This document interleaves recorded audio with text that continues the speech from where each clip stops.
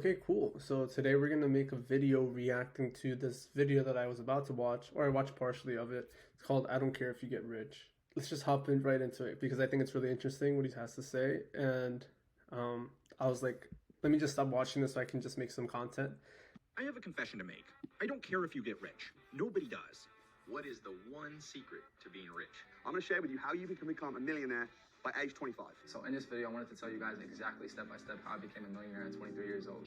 I can't promise you by the way that you'll become a millionaire, but I can promise you this. I will share with you exactly the steps. One of the most reliable ways to make money is to pretend you are already rich and then convince people you have the secret to financial success. A secret you will sell them for a price. If all goes well, you can use the money to actually fund a lavish lifestyle and keep the grift going as more people want to figure out how you did it. You can probably all think of some particularly bad grifters who blur the line between being outright scammers. But the best way to avoid falling for their trap is to realize that they don't care if you get rich. That doesn't just go for the hustle bros pitching the latest e-commerce course. It goes for almost everybody that you will ever interact with on the internet, in public, and in your professional career. None of your favorite content creators even know who you.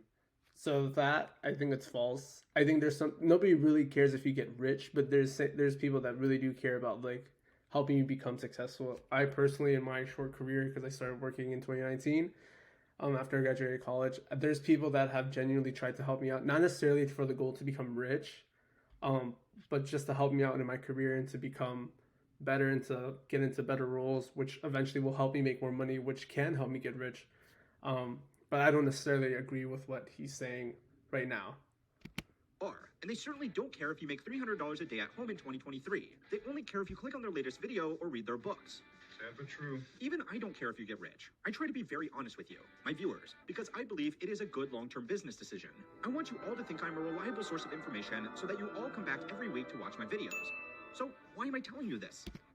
And that's fair. I mean, like, you can't care about every single person trying to get rich or like trying to help every single person. That's very fair, especially if you have an audience like he does. Like, he has over 700,000 subscribers. You may not care if every person that's watching you or subscribing to you becomes rich, but there can be a lot of YouTubers or a lot of creators who do care about the people and actually helping them to become wealthy over the long term. So that's fair. I give him that. Because it could cost you a lot of money without even realizing it. But since I don't care about that, it's really because it's an interesting and important lesson that I think you will value enough to subscribe to my channel and maybe even buy the I don't care if you get rich hoodie. A parasocial relationship is what happens when person A knows a lot about person B, but person B doesn't even know person A exists. These one-sided relationships have existed for a long time between celebrities and their audiences, but have become a lot more common as internet influencers share every last detail about their personal lives with their viewers. The Twitch streamer Ludwig made a video titled I Am Not Your Friend that brought attention to the problems these relationships can cause in a video that I am obviously copying off of here because he missed an important detail. Ludwig, you saved my life. No, I didn't save your life. What do you mean I saved your life? I've been playing Pokemon. Parasocial relationships are unhealthy, but they become damaging when the people on the other... So that's true. So that example that he gave for that YouTube video of that YouTube creator, that's true. I mean, that guy's not your friend just because you watch him and then you may know his lifestyle and like what he does and you may think you know him. That guy's not your friend. But I think those are two different distinctions of like, if someone's your friend just because you're watching them on YouTube, or if someone genuinely cares of the other person that's receiving and that's teaching the advice, cares if you can become successful in the long run, and if being rich is what that equates to, then so be it. But like, I think those are two different distinctions, because you don't need to be someone's friend to give them advice to help them become wealthy. I think those are two different things. Of those relationships, start talking to their audience about their finances. But if you remember that nobody cares if you get rich, it can save you from making 3 major financial mistakes beyond the obvious of falling for a fake guru scam. Mistake number 1 that people make when believing that they care about their financial well-being is being... Well, mistake number 1 is like trying to follow or trying to just buy courses from fake gurus. I mean, that's the number 1 mistake. There's a lot of fake gurus, and obviously it's hard to see who's actually real, who's actually legit, especially with social media being so big and, you know, people like showing off their regalis, whatever, that they're rented. That's hard. But that's, I would say, the first mistake is trying to trust those people and buying those courses. Like he said in the beginning, you're just helping those people get rich and to scam other people with like their lifestyle choices because they have the money to do those things. We're informed about their personal finances. Good financial advice is simple and boring, but hard to follow. Saving consistent... Not all good financial advice is simple and boring. The beginning steps, like the foundational steps, are simple and boring, but once you get higher and higher and higher in your finance journey, there's definitely some cool things, and it's not so simple. You need people who are highly educated to help you navigate those things. This prime example is taxes. Taxes are not simple at all. That's why you need a qualified individual, CPA, to help do them for you. 40 years requires discipline, and it's understandable that people would be interested in anything that could speed up the process of getting ahead financially. Personal finance creators are in the business of telling people what they want to hear by telling their audience tips and tricks to save more money, earn additional income, or generate higher investment returns. Saving more money is simply not possible for a lot of people, and the budgeting advice they... I mean, that's not true. Anyone can save more money. That's not true at all. Anyone and everyone has places where they can cut spending, whether it's Netflix or eating out every day, or, you know, taking all these lavish vacations every year. Everyone has a place to save money. So, I mean, that's not technically true. Everyone can save money in some aspect. Is normally broadly appealing, but insufficient to change their viewers' well-being. Earning additional income is another popular topic that sounds harmless, but is certainly wasting people's precious free time that could be spent with friends or family, or just doing overtime at their regular day job for more money. I mean, that's kind of not true as well. I'm just taking like all the negatives, just because there are other ways to earn additional money, where I'm not saying, because I don't do drop shipping or anything like that. The majority of my money comes from my W-2 job, which is a high paying tech job. And that's its own right in its own category. I'm not saying everyone can get into tech and make six figures or whatever, but there's also very good ways to make money that can help you get into another career or transition, whether it be finding another job or just making your side hustle your actual main hustle. Whether that side hustle is scalable is a different thing. But yeah, obviously you can always spend more time with your family and friends and doing the stuff you want to do. You can just find a job that allows you to do that, though. Like, it's not just black and white. Side hustles are an attractive topic to young viewers who want to earn some extra money, and that's why YouTube is filled with multiple videos telling you how you can make $300 a day from home in 2023. Most side hustles are demonstratively bad ideas that are exposed by asking yourself two questions. Can you make more dollars in an hour doing some overtime or picking up a second job? If you can't make more money per hour at your job, then why aren't you making your side hustle your main hustle? A side hustle will most likely just waste your time and money, and if you are being honest with yourself, you were never going to do it anyway. But the creators... I mean, depending on what you do, right? Like, that's it all. That's what it depends on. Depending on what you do, it can just be a waste of time and money. But if you find something that's actually good, that is scalable, keyword scalable, and that can possibly overtake your day job, or maybe it's something that you like doing just like on off hours when you're out of work, just by yourself, and you're able to scale that to a business, then I mean, that's completely different. A lot of views, and they don't care if you get rich, so they are going to keep on making them. Getting a constant stream of information from people who have made it their career to get you to listen to them talk about personal finance every week can also leave your head in a spin. Look long enough at the video thumbnails from someone like Andre Zick, Meet Kevin, Graham Stephan, or Financial Education Jeremy, and you are going to develop anxiety about whatever investing strategy you have created for yourself. Holding off on investing or pulling out of positions can cost you a lot in the long term. A University of North Carolina study found that people that paid less attention to financial news and spent less time learning about the markets actually invested better, because their decisions weren't being influenced by outlets trying to grab their attention.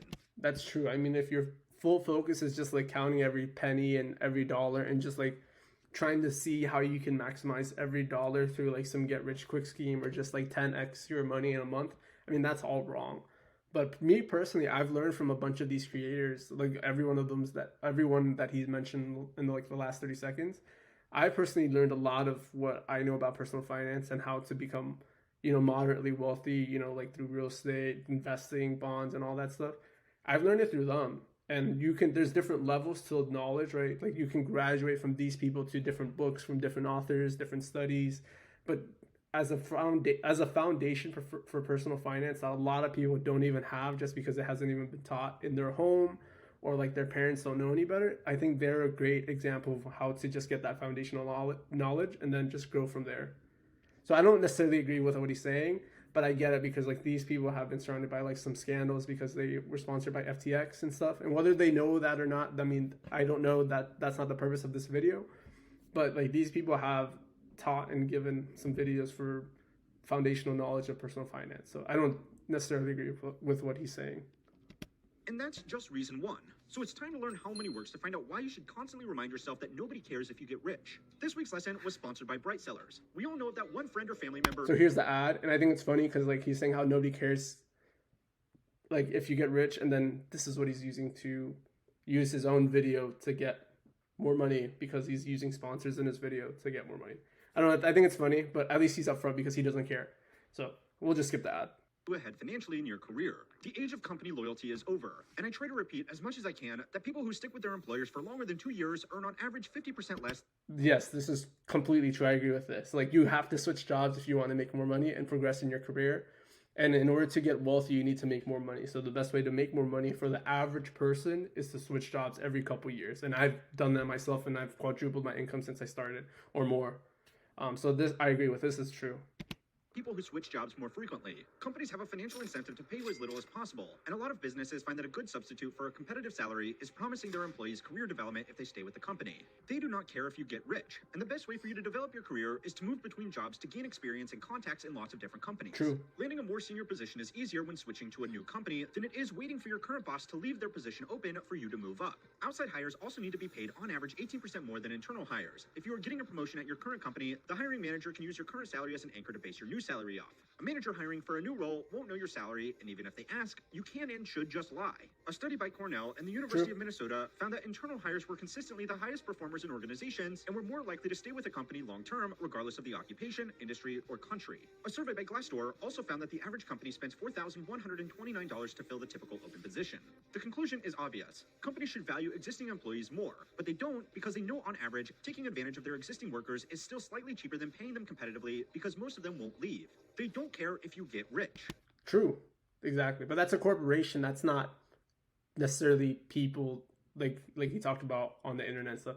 Like I said, there's exceptions to both, but a company and an individual who is genuinely making content to help people become better at personal finance or for investing or giving them steps in order to become wealthy in the long run, I think those are two different people. It's like comparing Amazon to like someone like me trying to help people. It's completely different. Employees that are hired internally are more likely to perform well and remain with the company long-term while demanding lower overall compensation. Another way to think of this is that if you are an average or below average worker, the best way to maximize your overall compensation would be to not remain with the company long-term.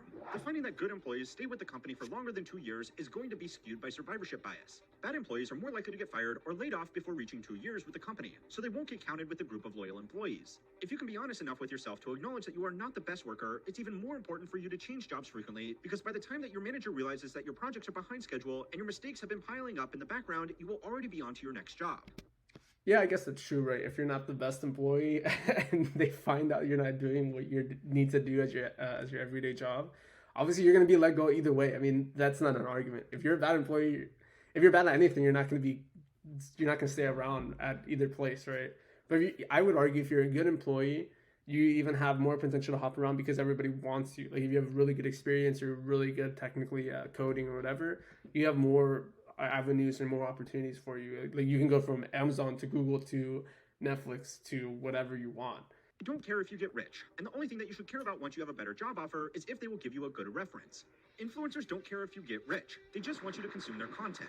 I mean, like I said, very questionable. Obviously, they want you to consume content because they're content creators. They don't want to just put it out in social media for no one to watch. Employers don't want you to get rich. They just want you to work hard and not ask for a pay raise, and most importantly, nobody else in the world cares if you get rich either. One of the fast... I mean, not true, right? Like, I mean, that's not true. I mean, the whole world might not care if you individually get rich, but what if your family, like your supporters, like the people who are behind you, like your wife, I'm sure she cares. She don't need to be super wealthy, rich like Jeff Bezos or anything like that, but I'm sure she would appreciate, or your spouse, guy or girl, whatever, I'm sure they would appreciate this to have extra money. So I don't think that's true. Or your kids, right? I'm sure your kids would like to go on some nice vacations every year just because you're able to have more money and have a wealthy lifestyle. Ways that people lose large sums of money after they have made it is by showing off their wealth. Flexing is expensive, and lifestyle inflation is real. The only people that really care if you are rich are those who are financially dependent on you. This can be people that you are happy to share your wealth with, like family and close friends. See, that's true. That's the point I just made. So, I mean, he covered that. It can also be people that want to take advantage of someone showing off that they are a lucrative target. That too, but that's why you shouldn't be stupid with your money as well. So, I don't want to make this video longer than it needs to be. So, I just think it's really interesting that he made that video because I don't necessarily agree with all the topics, right? You can't make a video saying all the different circumstances for different people, but I just think that overall, I don't subscribe to what he was saying. So I think it was interesting. Leave your comments down below. If this type of video was good or it sucked, just let me know in the comments. I'll keep making these reactions because I think they're good. And I like personally watching people react to stuff on YouTube. So I'm weird like that. So I'll catch you guys later and peace. Bye.